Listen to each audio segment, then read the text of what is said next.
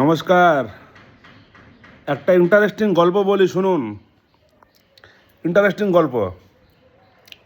এক ভাই, ওর বাড়ি দক্ষিণবঙ্গেই।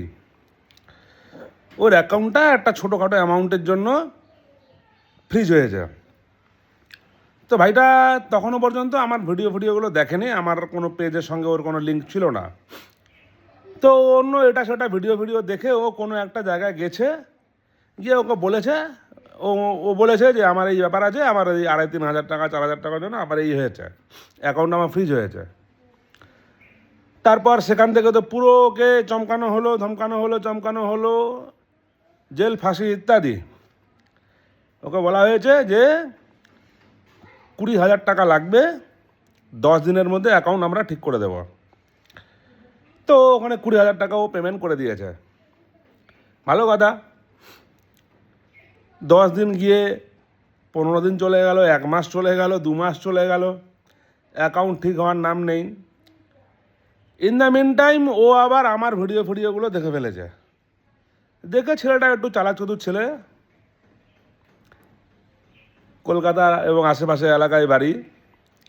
সে ওখানে আমার ভিডিও দেখে এখানে যেখানে মেল টেল করে ওর অ্যাকাউন্টও ঠিক করে নিয়েছে।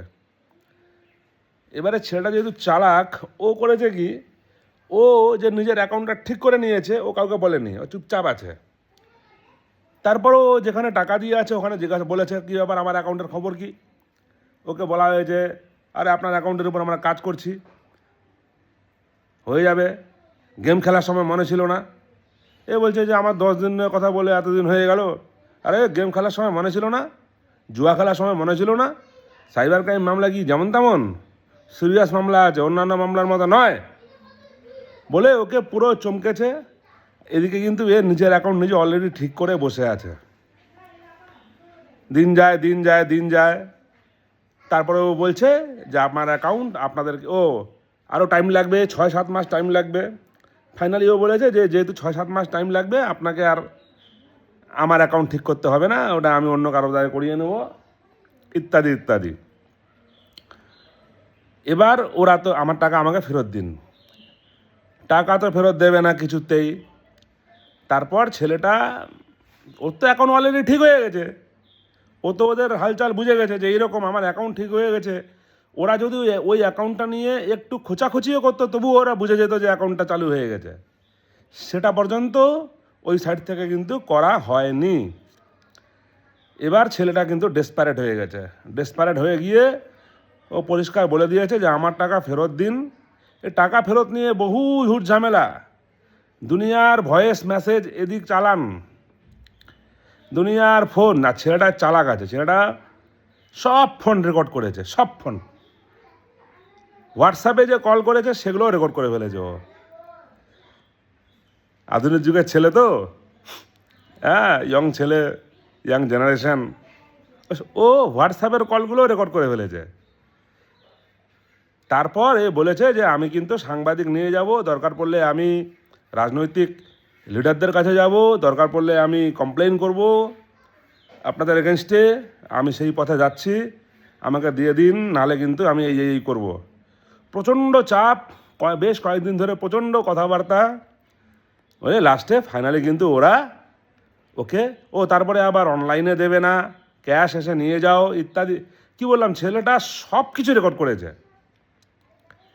এরকমই দরকার, এরকম স্মার্টনেস দরকার আছে। বোকা বোকা হলে হবে না কিন্তু, হ্যাঁ। লাস্টে কিন্তু ওর চাপের কাছে নতি স্বীকার করে ওকে ওই 20,000 টাকা কিন্তু ফেরত দিতে বাধ্য হয়েছে, ভাবুন। এবং বাধ্য হয়ে তারপরে বলছে, এমনকি এ যখন টাকা ফেরত চাইছে একে ভিডিও কল করেছে, ভিডিও কল করে বলেছে যে তুই আছিস কোথায় আগে বল। ওই সাইড থেকে আরও ভেবেছে যে ছেলেটা বোধহয় আমার পাশে বসে আছে। ওপাশ থেকে ভেবেছে যে ছেলেটা বোধহয় আমার পাশে বসে আছে, আমি বোধহয় গাইড করছি, ইত্যাদি ইত্যাদি। আর ছেলেটা তো চালাক আছে, হোয়াটসঅ্যাপে কল হোক আর যাই কল হোক, আর ভয়েস মেসেজগুলো তোর কাছে আছেই, হোয়াটসঅ্যাপের কলগুলো রেকর্ড করে বসে আছে। হ্যাঁ, তারপরে বলছে সাংবাদিক নিয়ে যাব, আপনাদের অফিসে গিয়ে লাইভ করব, আপনাদের দোকানে গিয়ে লাইভ করবো, ইত্যাদি ইত্যাদি দুনিয়ার মতো ও বলে টলে ও কিন্তু টাকাটা রিকভারি করে নিয়েছে।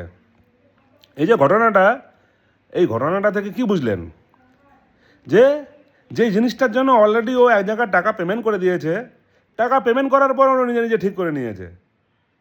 আমার এই অন্যান্য বিভিন্ন পোস্টে কমেন্টগুলো দেখবেন, অনেকের 7 দিনে হয়ে যায়, কারো কারো 1 বছর লাগে, কারো কারো 6 মাস লাগে, নিজেরাই হয়ে যায় এগুলো, কিচ্ছু ভয় নেই। মহারাষ্ট্রে যেই লোকটার টাকা আপনার অ্যাকাউন্টে এসে ঢুকেছে, আপনি যদি অপরাধী না হয়ে থাকেন, কোনোভাবে মানি ট্রেল হয়ে আপনার অ্যাকাউন্টে এসে ঢুকেছে, উনি হলেন প্রাইমারি ভিকটিম, আপনি হলেন সেকেন্ডারি ভিকটিম। আপনি ভিকটিম, আপনি অপরাধী নন। ঠিক আছে? এগুলো বুঝুন। যেখানে সেখানে টাকা পয়সা খরচা টরচা করতে যাবেন না। এই ভাইটিকে দেখুন, এ কিন্তু টাকা সাংবাদিক, পলিটিক্যাল লাইন ইত্যাদি ইত্যাদি বলে লাইভ করব, ঘেরাও করব, এসব বলে টলে কিন্তু টাকাটা ফেরত নিয়ে ভালো হয়েছে, ও টাকাটা ফেরত পেয়েছে, ওর কাজও নিজে করে নিয়েছে। তো ও যদি আগেই নিজের চেষ্টা করতো, তাহলে ওকে আর এই পরবর্তী ঝামেলাটা ওকে আর নিতে হতো না, ও টাকাটা খরচই হতো না। এই ও খরচা হয়নি, ফাইনালি ওর ও টাকাটা ফেরত পেয়েছে। তো হুটহাট করে যেখানে সেখানে টাকা দিতে যাবেন না, প্রয়োজনই নেই। আর যারা চুরি ফুরি করেছে, তারা কোথায় কি কার হাতে পায়ে ধরছে তাদের জন্য, চোরদের জন্য আমার কোনো ভিডিও না, চোরদের সঙ্গে আমার কোনো কথা নেই। ফাইন থাকুন, ভালো থাকুন। প্রত্যেকটা ঘটনা থেকে শিক্ষা নিতে হবে না? Thank you.